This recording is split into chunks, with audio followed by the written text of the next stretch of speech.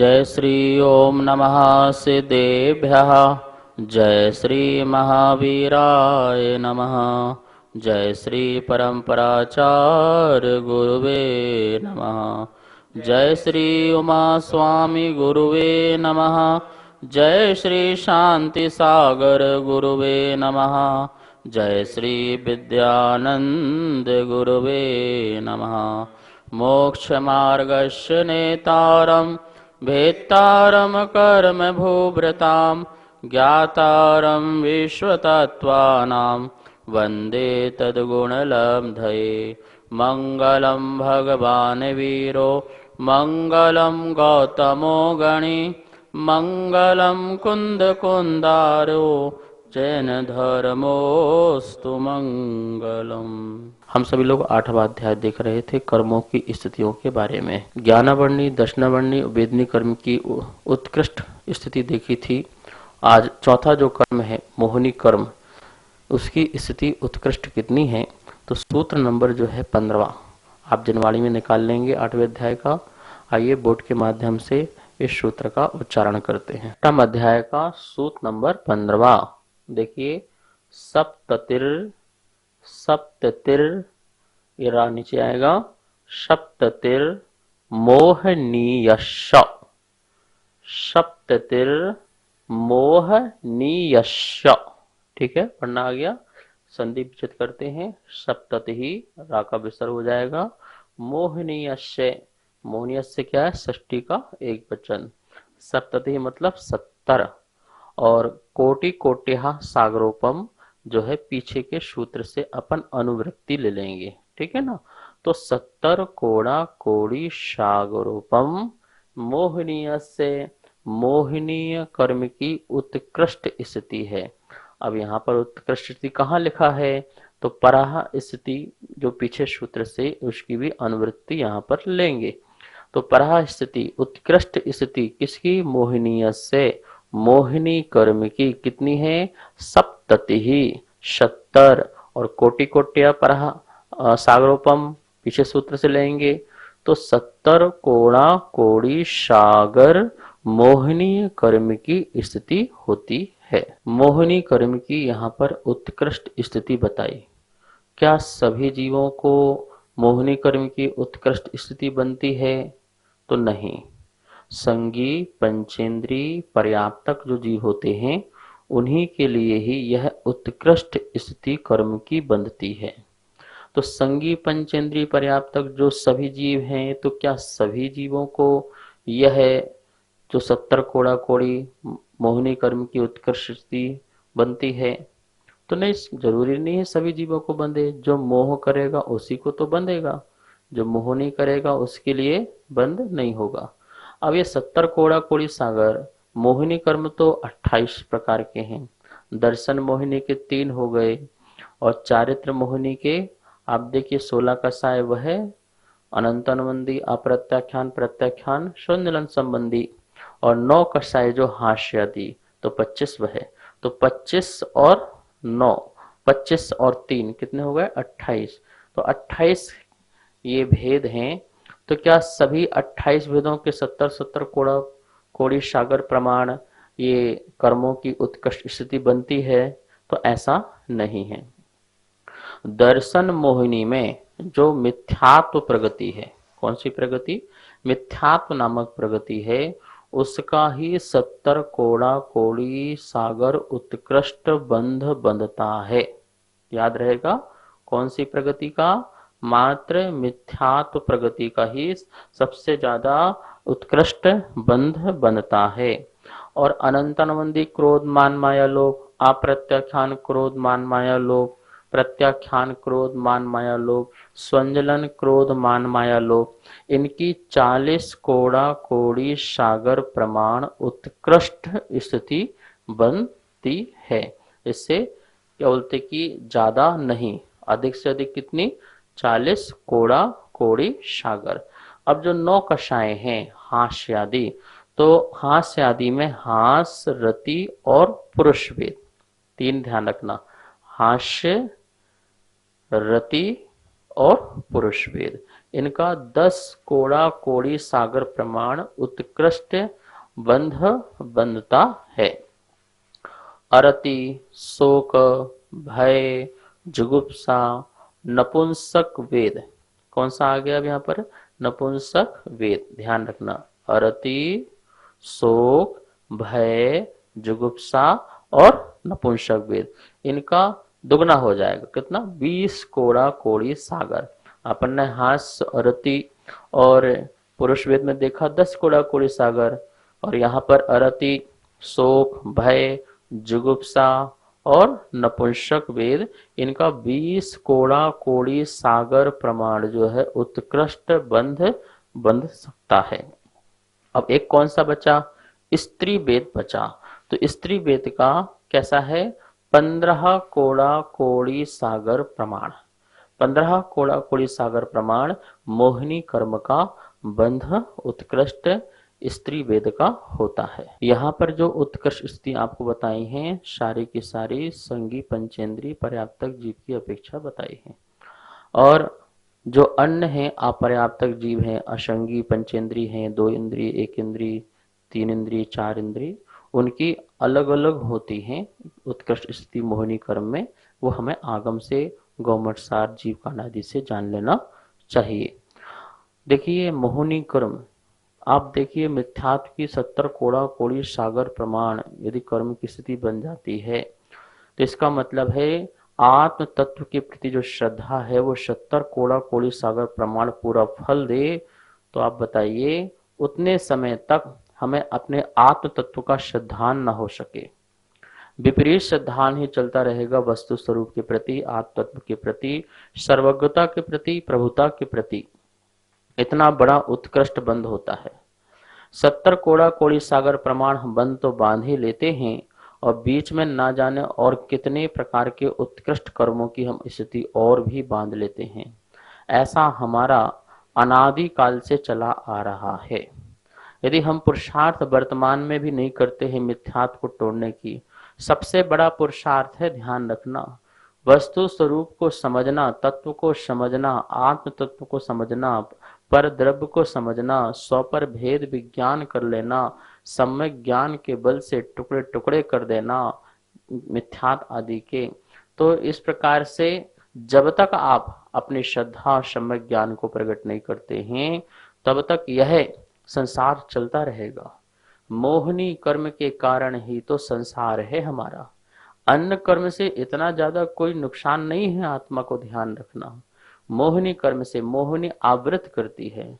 जो हम सही है उसको जानना चाहते हैं तो नहीं जान पाते हैं, जो श्रद्धान करना चाहते हैं सत्य का वो नहीं हो पाता है, अपने में संयम प्रकट नहीं हो पाता होता है। अनंतनवंदी या प्रत्याख्यान जो कसाय आदि हैं, इनका 40 कोड़ा कोड़ी सागर प्रमाण तक यदि उत्कृष्ट बंध बन जाए तो सोचिए उसका उदय काल इतनी स्थिति तक आता रहेगा। इतने काल तक हमें व्रतों के भाव नहीं हो, व्रतों के परिणाम ना हो, हम व्रत अंगीकार न कर सकें और इतना समय हमारा बीत जाए। सागर जो है बहुत विशाल होता है, इसका प्रमाण काल का प्रमाण। नरक में तो कितना, 1 सागर, 3 सागर, 7 सागर, 10 सागर, 33 सागर तक, ठीक है ना। और यहाँ तो कह रहे 40 कोड़ा कोड़ी सागर। 1 करोड़ में 1 करोड़ का गुणा कर दो, फिर 40 के साथ गुणा कर दो, फिर सागर लगा दो, कितना हो गया। इतने सागर पर्यंत तक असंयमी रहें, अभक्ष का सेवन करें और अपने आत्मा को अशुद्ध बना करके रखें, तो यह व्यवस्था बिगड़ती है। आप हम सब लोग अपने जीवन को बिगाड़े नहीं, इस मोहिनी कर्म से हटाएं, आसक्ति भाव से हटाएं।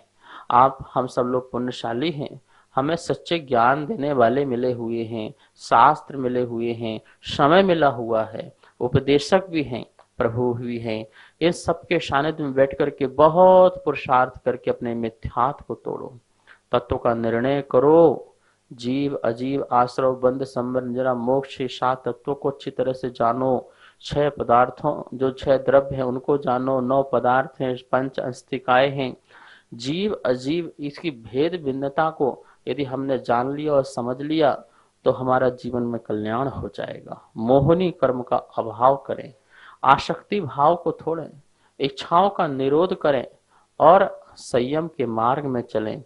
रत्नात्रय के बल से ही हम मोहिनी कर्म का अभाव कर सकते हैं और कोई दूसरा उपाय हमारे सामने नहीं है। अनंत संसार में भटकना हो और अनंत अज्ञानी बनना हो, अनंत दुखी होना हो, अनंत पीड़ाएं झेलना हो, तो इस मोहिनी कर्म को पाल के रखो, पोष के रखो, पुष्ट करके रखो, हष्ट पुष्ट करके रखो। लेकिन यदि इससे हमें बचना है तो अभी इसी वक्त हम लोग गृहीत अगृहीत मिथ्यात्व को छोड़ करके, असंयम भाव को छोड़ करके सम्यक दर्शन, सम्यक ज्ञान, सम्यक चारित्र को अपनी आत्मा में प्रकट करें, आत्म विशुद्धि बनाएं, स्वानुभूति की ओर आगे बढ़ें, शुद्ध उपयोग की हमारी दशा हो, इस प्रकार का हमारा कार्य हो, ऐसा भाव रखें। तो यहाँ पर आचार्य भगवान ने जो सप्त मोहिनीयस्य 70 कोड़ा कोड़ी सागर प्रमाण यह बात कही, ये सामान्य से बात कही, सामान्य से जो चल रहा है उसकी बात कही। जब हम विशेष रूप से देखते हैं तो आपने देखा कि प्रत्येक कर्म में कितने कौन कौन से कर्म की कितनी कोड़ा कोड़ी सागर प्रमाण जो है स्थिति बनती है, और उसमें भी जब आप पर्याप्त तक अपर्याप्त तक इसमें और भी जाओगे तो आगम में और भी एक एक जीव की स्थितियों के बारे में, इस मोहिनी आदि के बारे में आपको पता चलेगा। अब हम यहाँ पर आगे सूत्र में देखेंगे नाम और गोत्र कर्म की उत्कृष्ट स्थिति कितनी है। तो सूत्र नंबर है 16, इसका बोर्ड के माध्यम से उच्चारण करेंगे। आप लोग बहुत ध्यान पूर्वक सूत्रों को सुनेंगे और इनका अर्थ भी समझेंगे। अष्टम अध्याय का सूत्र नंबर 16, विंशतिर, ये नीचे आएगा, विंशतिर नाम गोत्रयोः, विंशतिर नाम गोत्रयोः, ठीक है ना। संधि करेंगे विंशति नाम गोत्रयोः, ठीक है, विंशति नाम गोत्रयोः। नाम और गोत्र ये दो कर्म हैं, इन दो कर्मों की ये से षष्ठी का जो द्विवचन में, ठीक है ना। तो नाम और गोत्र की जो विंशति, विंशति मतलब 20 कोड़ा कोड़ी सागर प्रमाण जो है स्थिति है। नाम कर्म और गोत्र कर्म, यहाँ पर दो कर्म बताए, उन दो कर्मों की उत्कृष्ट स्थिति कितनी है। तो नाम गोत्रों की सामान्य रूप से यहाँ कथन किया है, इस बात का ध्यान रखना, विशेष रूप से नहीं है, सामान्य रूप से जितने भी सूत्र यहाँ पर स्थिति बताई जा रही है वो सामान्य से बताई जा रही है उत्कृष्ट की। तो 20 कोड़ा कोड़ी सागर प्रमाण नाम कर्म की और गोत्र कर्म की स्थिति है। इसमें कोटि कोटा और सागरोपम कहाँ से लेना है, तो ये भी पीछे के सूत्र की अनुवृत्ति चली आ रही है, ठीक है, इसमें लिखा नहीं है, पर पीछे के सूत्रों से इसकी अनुवृत्ति ले लेना। कौन कौन सी, कोड़ा कोड़ी, सागरोपम और पराहस्ति, ये 3 शब्दों की आप जो है अनुवृत्ति ले लेंगे तो क्या हो जाएगा, उत्कृष्ट स्थिति 20 कोड़ा कोड़ी सागर प्रमाण नाम गोत्र कर्म की हो जाएगी। यहाँ पर दो कर्मों की स्थिति बताई, पहला नाम कर्म, दूसरा गोत्र कर्म। नाम कर्म की सामान्य से 20 कोड़ा कोड़ी सागर प्रमाण, और गोत्र कर्म की दो भेद, उच्च गोत्र और नीच गोत्र। तो उच्च गोत्र में 10 कोड़ा कोड़ी सागर प्रमाण लगाएंगे और नीच गोत्र जो है उसमें जो है 20 कोड़ा कोड़ी सागर प्रमाण लगाएंगे, ठीक है ना। ये भी संगी पंचेंद्रीय पर्याप्तक की अपेक्षा से उत्कृष्ट स्थितियां बताई गई हैं। और नाम कर्म में जितने भी प्रभेद हैं, उत्तर प्रगतियां हैं, उनमें यदि हम देखेंगे तो अलग अलग गति, जाति और शरीर आदि जो हैं, पूरे जो भेद हैं नाम कर्म के, उन सब में अलग अलग कर्मों की स्थितियां बन जाती हैं जो हमें आगम से जानना चाहिए। नाम कर्म में एक प्रगति तीर्थंकर प्रगति होती है और उसका जो उत्कृष्ट स्थिति बंद जो है, अंतः कोड़ा कोड़ी सागर प्रमाण जानना। कितना, अंतः कोड़ा कोड़ी सागर प्रमाण। जो असंयत क्षयोषम समय दृष्टि जीव है और उसने यदि नरक आदि को बंद बांधा है तो वह नरक गति के सम्मुख ऐसा जो जीव है मनुष्य, वह उत्कृष्ट अंतः कोड़ी सागर प्रमाण जो है तीर्थंकर प्रगति का क्या करता है, बंध बांधता है। अब आयु कर्म जो है, आयु कर्म की जो उत्कृष्ट स्थिति है कितनी है, आयु कर्म आपको पता है 4 प्रकार के होते हैं, मनुष्य आयु, देव आयु, तिरंच आयु और नरक आयु। इन चारों प्रकार की आयु की उत्कृष्ट स्थितियां कितनी होती हैं, तो सूत्र नंबर 17वां है, आप सब लोग निकाल लेंगे, बोर्ड के माध्यम से इसका उच्चारण करते हैं। अष्टम अध्याय का सूत्र नंबर 17वां, त्रयश त्रिंशत त्रिंशत सागरोपमाण्याउषः, ये युषः, ठीक है, साथ त्रयश त्रिंशत सागरोपमाण्यायुषः, ठीक है।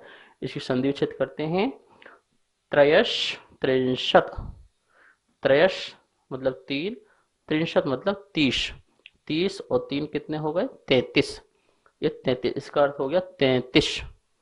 और सागरोपमाणी, या का ई हो गया तो सागरोपमाणी, इससे आ निकलेगा तो आयुषः, आयुषः, सागरोपमाणी आयुषः, ठीक है।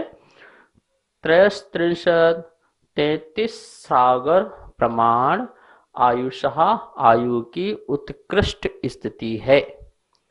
सबसे ज्यादा आयु की उत्कृष्ट स्थिति कितनी है, तो सूत्र में आचार्य ने बताया त्रयश त्रिंशत 33 सागर। अब देखो सूत्र में यहाँ पर सागरोपमाणी यहाँ पर आ गया, पीछे सूत्र में नहीं दिया, तो अपन पीछे सूत्र के पीछे सूत्र से अनुवृत्ति ले रहे थे। अब यहाँ पर कोटि कोटियां नहीं जोड़ने का, इसलिए क्योंकि यहाँ पर आचार्य भवन ने खुलासा कर दिया कि कोटा कोटि नहीं है, सागरोपमाणी है, ठीक है ना। तो 33 सागर प्रमाण आयु की उत्कृष्ट स्थिति बनती है। ये 33 सागर आयु है, उत्कृष्ट किसकी बनती है, तो देव आयु, ठीक है ना, देव आयु होती है 33 सागर उत्कृष्ट। सर्वार्थ सिद्धि के जो देव होते हैं उनकी उत्कृष्ट आयु कितनी होती है, 33 सागर तक। इतनी लंबी आयु होती है, इतनी लंबी आयु कैसे भोगते होंगे आप, हम सब लोगों को तो 50-100 साल भोगने में ही दुख उत्पन्न होने लगता है, वहां के देवों को दुख नहीं होता है। 33 सागर पर्यंत तक वह क्या करते हैं, तत्व चिंतन में लगे रहते हैं, द्वादशांग का पूरा ज्ञान उनको होता है, तत्व के ज्ञान में ही मग्न रहते हैं, और कब 33 सागर बीत जाते हैं ये पता भी नहीं चलता है। तो 33 सागर जो उत्कृष्ट आयु है वो देव आयु, और 33 सागर उत्कृष्ट आयु किसकी होती है, नरक के जीव की भी होती है। 7वें नरक में रहने वाला जो नारकी जीव है उसकी भी उत्कृष्ट जो आयु है वह 33 सागर प्रमाण होती है। कोई जीव है अप्रमत्त गुण स्थान के सम्मुख प्रमत्त गुण स्थान में आया, तो प्रमत्त गुण स्थान में यदि वह देव आयु की बंद बांधता है उत्कृष्ट रूप से, तो वह 33 सागर प्रमाण जो है उत्कृष्ट आयु का बंद कर सकता है। कोई संगी पंचेंद्रिय पर्याप्तक जीव है, मिथ्या दृष्टि है और मिथ्यात आदि भाव उसके पास हैं, तो वह ऐसे परिणामों से 33 सागर तक नरक की उत्कृष्ट आयु जो है वो बंध को प्राप्त कर लेता है। तो इस प्रकार से मनुष्य ही जो है 33 सागर की आयु का बंध बांधता है और कोई नहीं, इस बात का ध्यान रखना। देव और नारकी नहीं बांधते हैं, वो तो उदय उनका होता है, वो उस आयु को भोगने वाले होते हैं, पर उस आयु को बांधने वाला कौन होता है, तो मनुष्य ही होता है। मनुष्य ही उत्कृष्ट देव आयु का बंध बांधता है और मनुष्य ही उत्कृष्ट नरक में 33 सागर की आयु का बंध बांधता है। मनुष्य आयु की उत्कृष्ट स्थिति कितनी है, तिरंचों की कितनी है, तो इसका वर्णन जो है पीछे के अध्यायों में आ चुका है, जहां मनुष्य गति की, देव गति के जीवों, नारकी जीवों की, देवगति के जीवों की और मनुष्य तिरंज जीवों की स्थिति बताई थी, वहां पर मनुष्य तिरंजों की उत्कृष्ट स्थिति बता चुके हैं। यहाँ पर आयु कर्म का विशेष चल रहा है, तो यहाँ बताया जा रहा है कि आयु कर्म में उत्कृष्ट सजा कितनी होती है। तो आचार्य भगवान ने प्रमाण दिया 33 सागर प्रमाण आयु कर्म की उत्कृष्ट स्थिति होती है। ये सामान्य से व्यवस्था है। इसके अलावा यदि अपन विशेष रूप से जाएंगे तो उसमें भी जो मनुष्य की कितनी है, तिरंज की कितनी है, तो वो भी भेद इसमें जोड़ लिए जाते हैं। एक इंद्रिय आदि जीवों की उत्कृष्ट आयु स्थिति का बंध कितना है, तो यहाँ पर अपन देखेंगे, नोट कर लेंगे कॉपी में। असंगी पंचेंद्रीय पर्याप्तक यहाँ से लगाते हैं। असंगी पंचेंद्रीय पर्याप्तक के आयु का उत्कृष्ट स्थिति कितना बन सकता है, पल्ल के 8वें भाग प्रमाण, क्योंकि ज्योतिषी देवों में वह उत्पन्न हो सकता है। कौन? असंगी पंचेंद्रिय जीव भी ज्योतिषी देवों में उत्पन्न हो सकता है। उस अपेक्षा से पल्ल के 8वें भाग प्रमाण उसका उत्कृष्ट स्थिति आयु की बन जाती है। एक इंद्रिय, दो इंद्रिय, तीन इंद्रिय एवं चतुरिंद्रिय जीवों की एक पूर्व कोटि प्रमाण उत्कृष्ट स्थिति बन सकती है, क्योंकि यह जो जीव हैं ना तो नरक में जाते हैं, ना देव में जाते हैं और ना भोग भूमि में, यहाँ नहीं जा सकते हैं। मनुष्य में जाते हैं तो वहां भी एक पूर्व कोटि, और त्रियंच में जा सकते हैं तो वहां भी एक पूर्व कोटि की उत्कृष्ट स्थिति को बंद बांध सकते हैं। इस प्रकार से एक पूर्व कोटि उनका उत्कृष्ट स्थिति का बंद हो सकता है।